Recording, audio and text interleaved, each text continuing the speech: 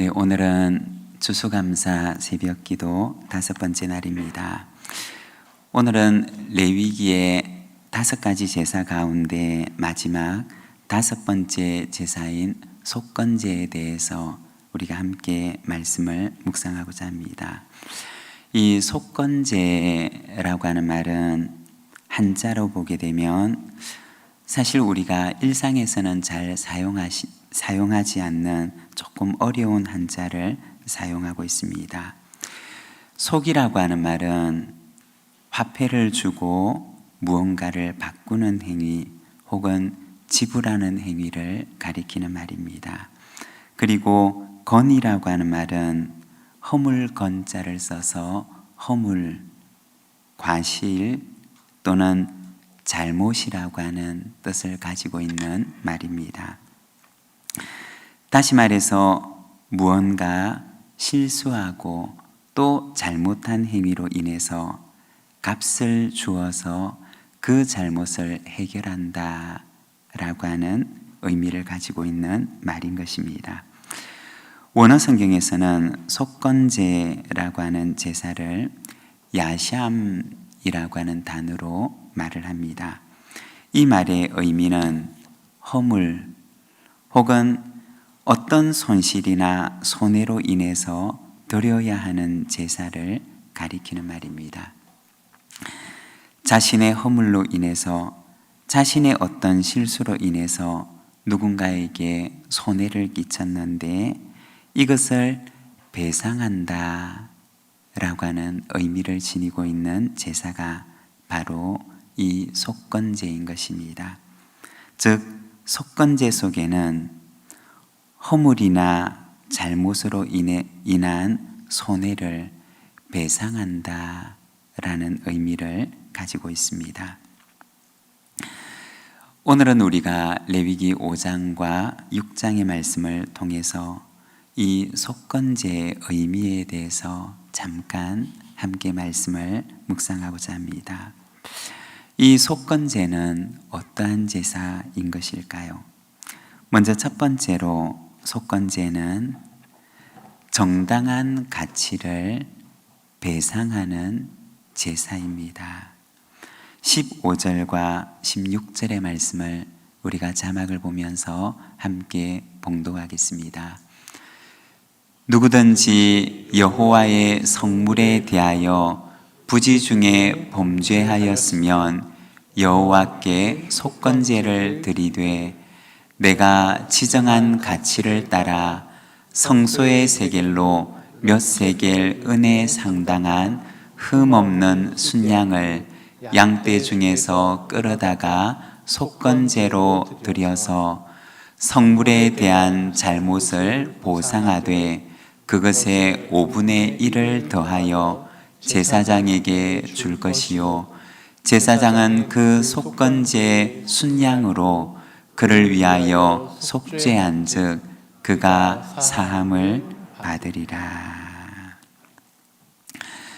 오늘 말씀에 보면 이 속건제에 대해서 말씀을 하시는데 여기에 보면 다른 제사들에서는 언급을 하지 않는 아주 특별한 표현이 등장하고 있는데 바로 재물의 가치를 환산하는 금전적인 표현이 등장하고 있습니다. 15절에 보면 내가 지정한 가치를 따라 성소의 세겔로 몇 세겔 은에 상당한 흠없는 순양을 양떼 중에서 끌어다가 속건제로 드려서 라고 말씀을 합니다. 이 속건 제물을 드릴 때 제물을 드리는 사람은 지정한 가치를 따라서 성소의 세겔로 몇 세겔의 은에 상당하는 순양을 속건 제물로 드리라고 말씀을 하고 있습니다.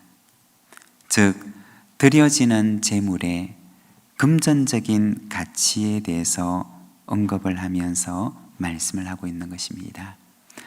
18절 말씀에도 보면 그는 내가 지정한 가치대로 양떼 중 흠없는 순양을 속건 제물로 제사장에게로 가져갈 것이요 라고 말씀을 하면서 이 드려지는 제물의 가치에 대해서 말씀을 하고 있습니다.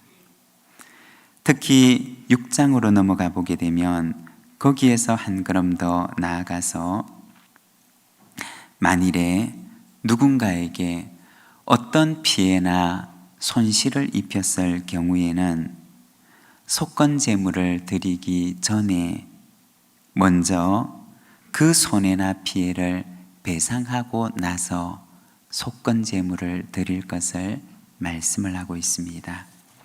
그리고 그 배상을 하는 액수도 분명하게 지정을 하고 있는데 본래 물건의 5분의 1을 더하여서 돌려보내라, 즉 배상하라고 말씀을 하고 있는 것입니다.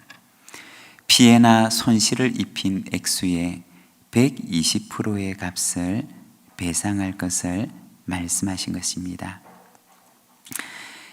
이처럼 속건제는 정당한 가치의 배상에 대해서 상당히 많은 관심을 기울이고 있는 제사인 것입니다. 오늘날 기독교는 은혜라고 하는 말을 참 많이 사용을 합니다. 그리고 이 은혜라고 하는 의미 속에는 거저 혹은 값없이 라고 하는 의미가 담겨 있습니다. 그래서 정당한 가치를 지불해야 하는 그 순간에도 그 책임감을 외면하는 일들이 종종 있기도 합니다. 수년 전에 우리나라에서 밀양이라고 하는 영화가 개봉되었던 적이 있습니다. 이 밀양이라고 하는 영화는 이청준이라고 하는 작가의 벌레 이야기라고 하는 소설을 원작으로 하는 영화입니다. 그런데 이 소설은 단순히 작가의 상상 속에서 지어서 만든 이야기가 아니라 이것은 실제로 있었던 실화를 바탕으로 해서 나온 소설인데 이것을 바탕으로 해서 만들어진 영화가 바로 밀양이라고 하는 영화입니다.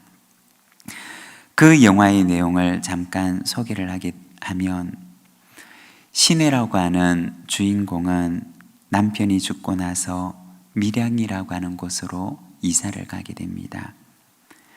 돈은 하나도 없었지만 그러나 괜스레 돈이 있는 척하며 허세를 부리며 땅을 사러 다니기도 합니다. 그런데 그렇게 하던 도중에 비극이 이 주인공의 인생에 찾아오게 되었던 것입니다. 그렇게 허세를 부리는 이 주인공이 돈이 좀 있는 사람이라고 생각을 하고서 유괴범은 그녀의 아들을 유괴하게 되고 그리고 요구하는 돈을 받지 못하게 되자 그 아들을 살해하게 되었던 것입니다. 엄청난 비극이 이 신혜라고 하는 여주인공에게 찾아왔던 것입니다. 아들을 잃고서 삶의 의미를 잃어버린 주인공은 아등바등 살아가다가 이웃 사람의 전도를 받고서 교회를 나가게 됩니다.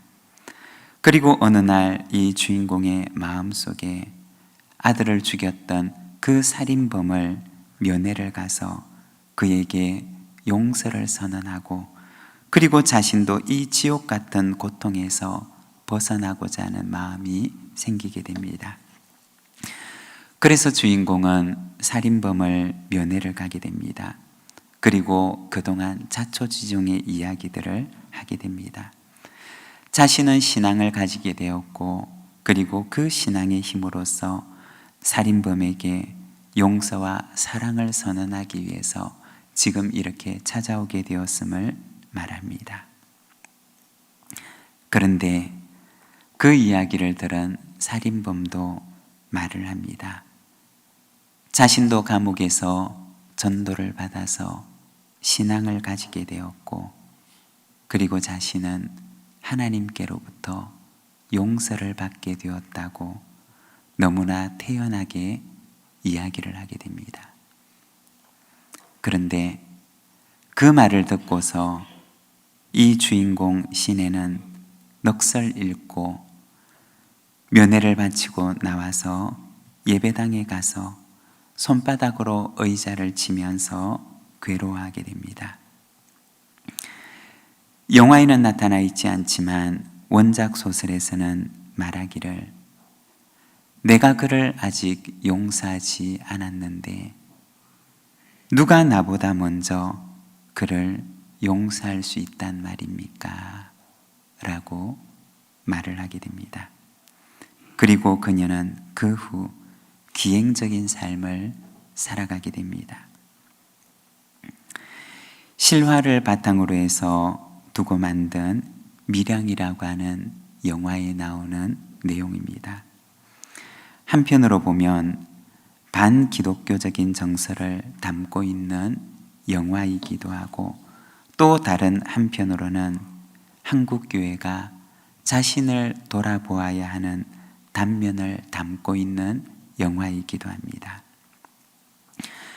누군가의 아들을 살해하고도 하나님께 이미 나는 용서를 받았다고 하며 태연하게 말을 하고 그리고 평안하게 살아가는 그의 모습이 정말로 성경이 말하고 있는 용서의 모습인 것일까요?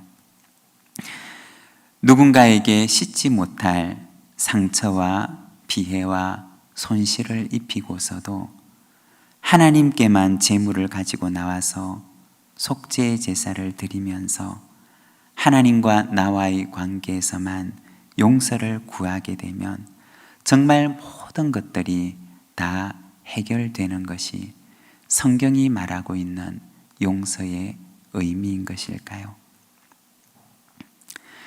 오늘 우리가 읽고 있는 레위기에 나오는 이 속건제 제사는 이웃에게 피해나 손실을 입힌 경우에 그 실패한 인간이 어떻게 다시 회복될 수 있는가에 대해서 하나님께서 그것에 대해서 말씀을 하시고 있는 본문의 말씀입니다. 오늘 본문 6장 2절에서 5절까지 말씀을 보면 이렇게 말씀을 합니다.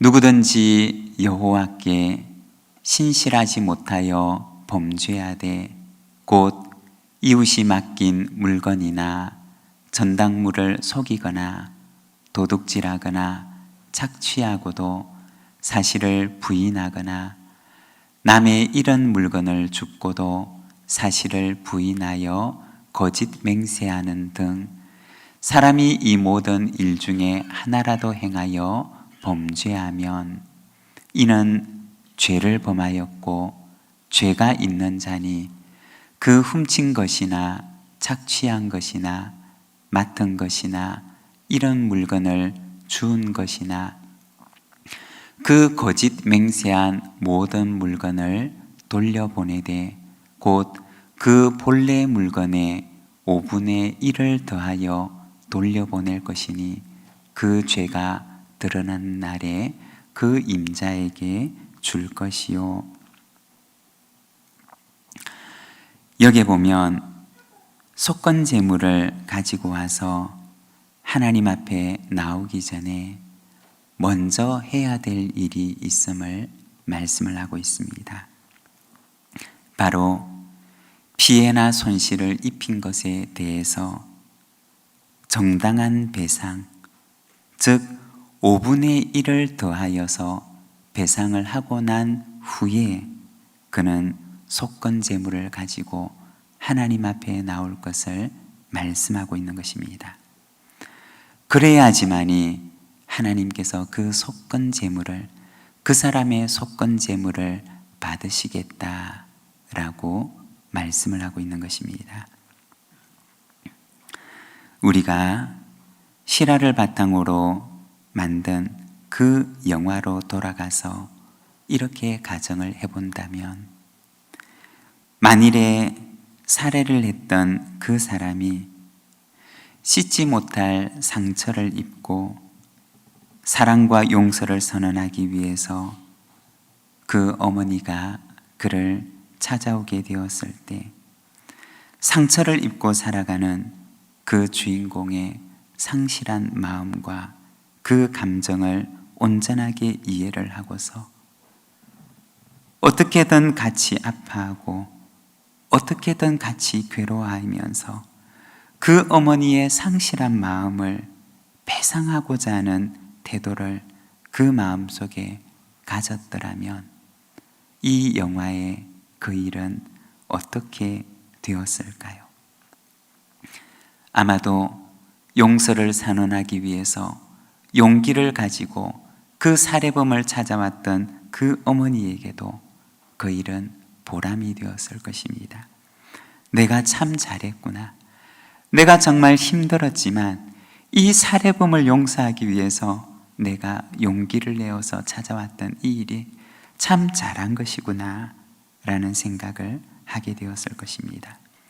그리고 면회 그 자리는 온전한 용서와 그리고 관계의 회복이 이루어지는 자리가 되었을 것입니다. 성경은 정당한 배상의 제사를 가르칩니다. 정당한 배상을 하고 난 후에 재물을 가지고서 하나님 앞에 나오게 되면 하나님께서 그의 속건 재물을 받으시겠다고 말씀을 하고 있는 것입니다. 그런데 아픔과 상처와 손실과 피해를 입힌 그 이웃과의 관계에 대해서는 외면을 한 채 하나님과만 이 문제를 해결하면 된다고 생각을 하고 무책임하게 찾아온 그 제사에 대해서는 하나님께서 그의 재물을 받으실 수가 없다고 말씀하는 것입니다.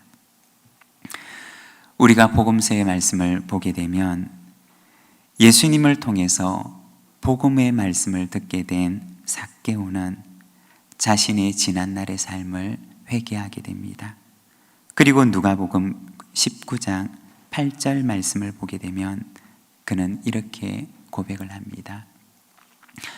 삭개오가 서서 주께 여짜오되 주여 보시옵소서 내 소유의 절반을 가난한 자들에게 주겠사오며 만일 누구의 것을 속여 빼앗은 일이 있으면 내 갑절이나 갚겠나이다. 이 삭개오는 예수님과의 그 만남의 자리에서 예수님께로부터 복음의 진정한 의미에 대해서 그는 듣게 됩니다.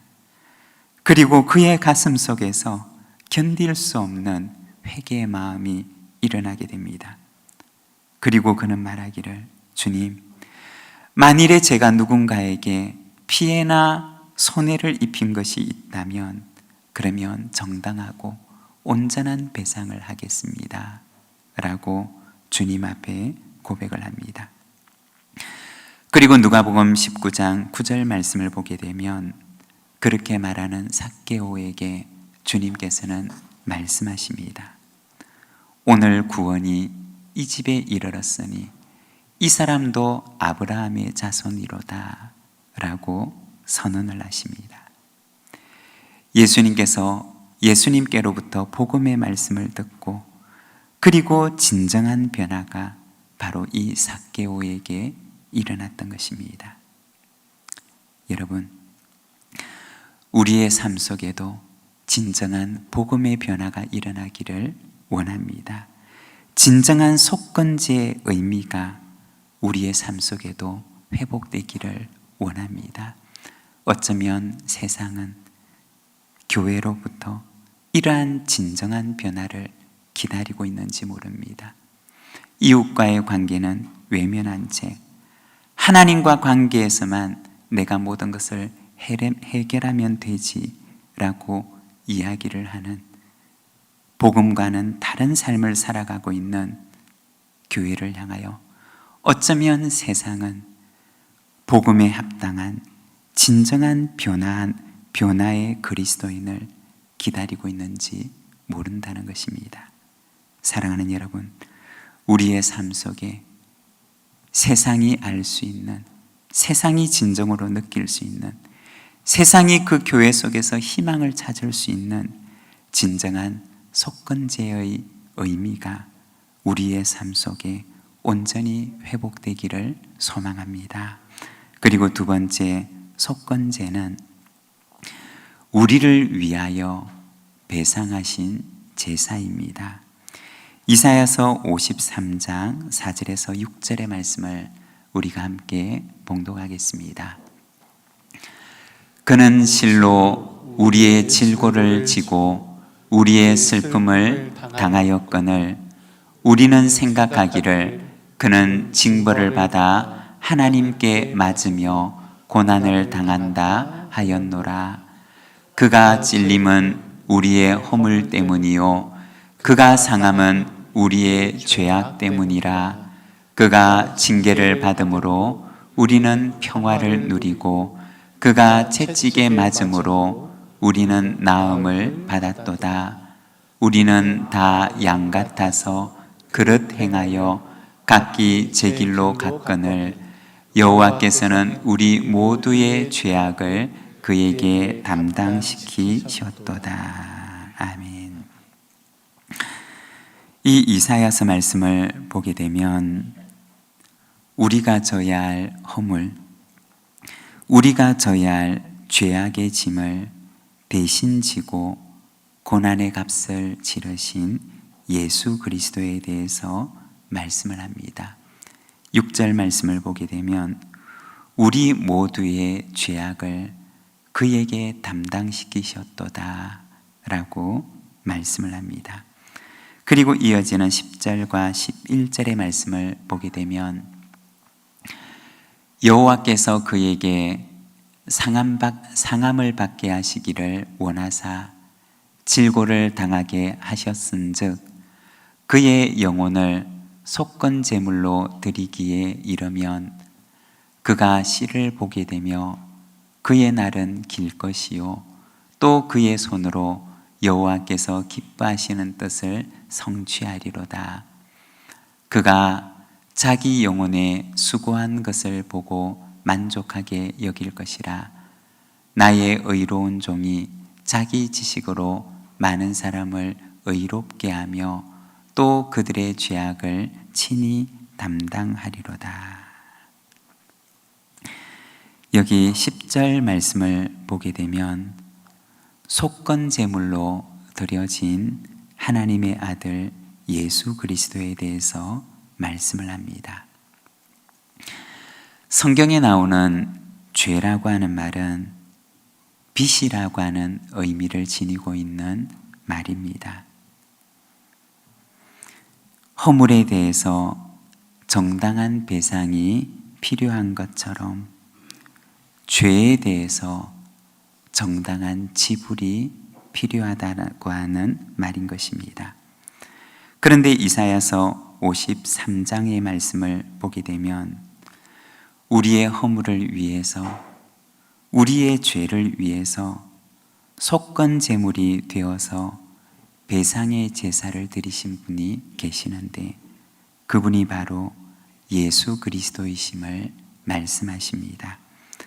그리고 골로새서 2장 13절과 14절에 보면 이 사건을 이렇게 말씀을 합니다. 또 범죄와 육체의 무할례로 죽었던 너희를 하나님이 그와 함께 살리시고 우리의 모든 죄를 사하시고 우리를 거스르고 불리하게 하는 법조문으로 쓴 증서를 지우시고 제하여 버리사 십자가에 못 박으시고.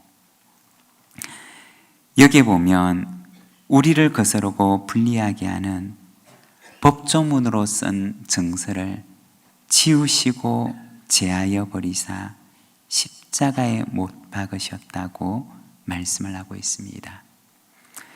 여기에 나오는 법조문으로 쓴 증서라고 하는 말은 조금 더 구체적으로 얘기를 하면 바로 빚에 대한 증서를 가리키는 말입니다.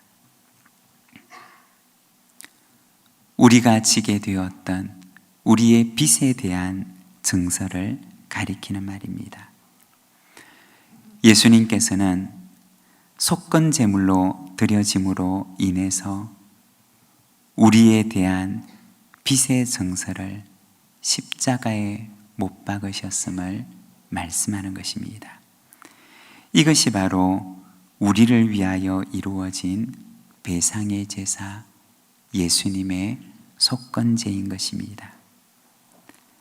그런데 여러분, 우리는 값없이 받았지만 그러나 이것이 우리에게 값없이 주어지기 위해서 엄청난 값이 치러졌다고 하는 사실을 우리가 기억해야 한다는 것입니다. 우리에게 이것이 값없이 주어지기 위해서 우리의 이 빚 증서가 사하여지고 제하여지고 그것을 십자가에 못 박기 위해서 이것이 무효라고, 이것이 다 값이 치루어졌다고 그렇게 선언하기 위해서 우리에게는 값없이 주어졌지만 그러나 엄청난 값이 거기에 치러졌다고 하는 사실을 우리는 잊지 말아야 한다는 것입니다. 속건제는 정당한 가치를 배상하는 제사입니다. 그리고 속건제는 우리를 위하여 그리스도께서 속건제물이 되어 배상을 하신 제사입니다. 아들을 속건제물로 내어주신 하나님의 사랑과 그리고 이 속건제물의 의미를 오늘 우리의 가슴 속에 기억하며 우리의 삶 속에 속건제에 합당한 삶을 살아가는 저와 여러분의 삶이 되시기를 바랍니다.